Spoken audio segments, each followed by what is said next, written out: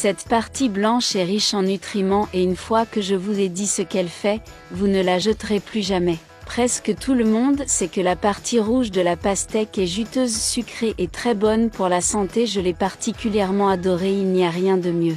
Avec 90% d'eau dans sa composition, en fait un fruit hydratant et diurétique, mais ce dont peu de gens se souviennent, c'est que dans la partie blanche qui se situe entre la peau rouge et verte, qui est presque toujours gaspillée, on retrouve la citrulline qui est un acide aminé antioxydant.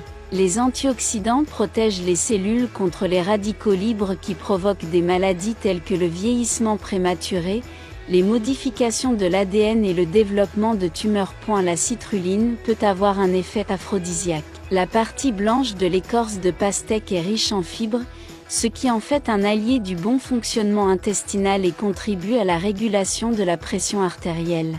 Améliore la circulation et sa composition comme je l'ai dit, et la citrulline qui favorise des niveaux optimaux d'arginine et grâce à cela les artères sont en forme et conservent leur élasticité, ce qui signifie qu'elles peuvent transporter le sang correctement et donc l'utilisation de la pastèque peut prévenir les accidents cardiovasculaires, vous aider à mieux dormir parce que pour dormir, vous avez besoin que vos niveaux de sérotonine soient stables dans le cerveau, mais le stress et le rythme de vie que nous menons nous empêche d'avoir la quantité qui devrait être produite.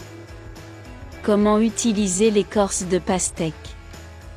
Pour un jus d'écorce de pastèque rafraîchissant, vous aurez besoin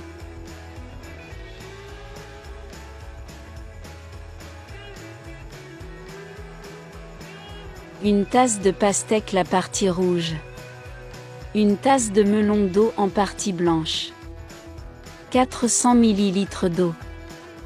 Mixez le tout au blender sauf le trait que l'on met dans le verre. Quand le jus est prêt, vous pouvez aussi ajouter quelques glaçons à la fin, le jus de citron.